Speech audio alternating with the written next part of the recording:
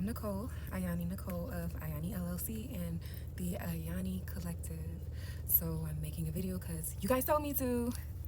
No, I just want to tell you a little bit about my business and where the idea came from, what I'm doing with myself, and why it's so extremely important to me. So I'm gonna start a little bit from the beginning. From as far back as I can remember, I have been a creator, an artist, and a healer. So I grew up in Germany. My dad was military. We spent like almost the first 12 years of my life there. And even then, I wasn't big on being involved with people, but I loved plants.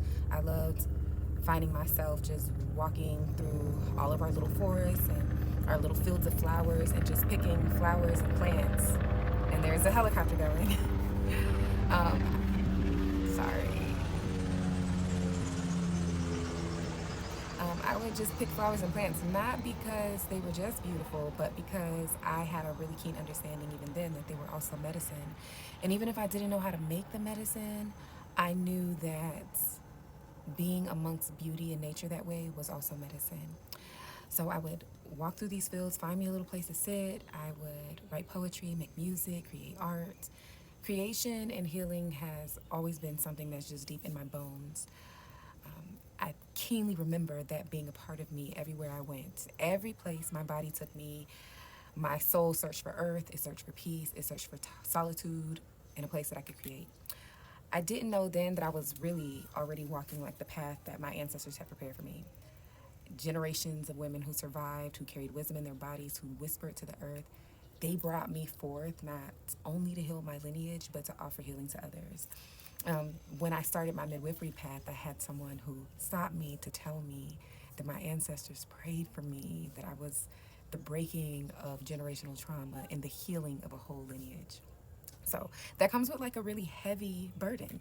And I saw that throughout my whole life. My life has been really hard. The soil of my story has been extremely heavy with struggle. But it's also the same struggle that really grew all this beauty and all this love that I carry. So I became a mother at 15. And since then, I've known homelessness, I've known lupus and Sjogren's, those are beasts. I've known terrible abuse, I've known deep loss, I've known depression, and so much more. I feel like, especially as a black woman, I've carried the weight of being a black woman in systems that rarely see us, that rarely honor us. And the unfortunate fight for care for my deaf epileptic son and my autistic son has been a battle that just went on top of the fight that we already fight as black women. And yet, through every hardship, I discovered new layers of resilience, new ways to turn my pain into power, to turn my ashes into beauty, like God promised me, and to turn my wounds into wisdom. So, I'm a single homeschooling mother of 7, um, nomadic, live in a school bus. Everything I do is rooted in love. Everything I do is creation, and it has shaped my life. Loving myself, it's taught me to love myself. It's taught me to be the most loving mother I can be, and to love my community, and to love this earth. So Ayani and the Ayani Collective was born from this truth. And there were tons of different iterations before Ayani called to me as not only name, but business. Ayani meaning a walking prayer. So at Ayani, we blend science and spirit, medicine and ritual, evidence and ancestry.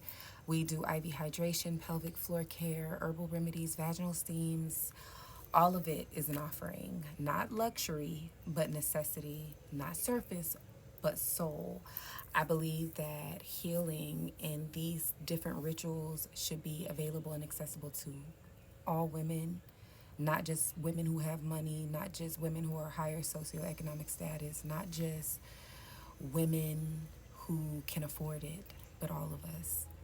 So my store had a physical brick and mortar, and when my store closed a couple years ago due to my illness, it broke my heart because it was more than four walls. It was a sanctuary.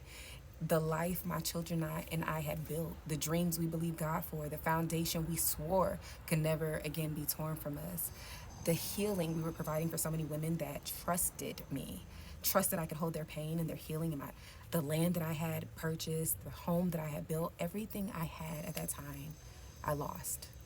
And yet, even in that loss, I felt the call to rebuild.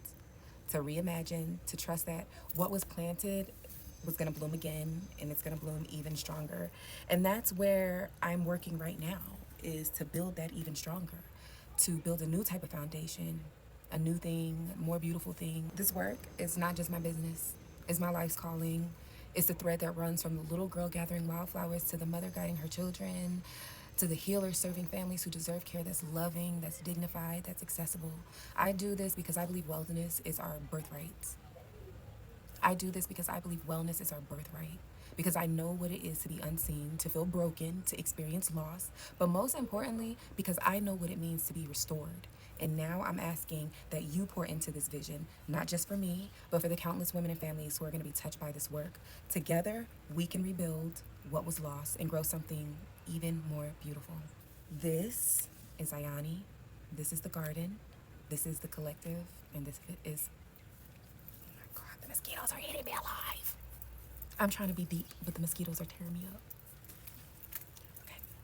This is Ayani. This is the garden. This is the collective. And this is my path. And I hope that you guys give me $100,000 so that I can grow this garden to fruition and beauty and heal everybody. It was a pleasure to meet you. Thank you for listening.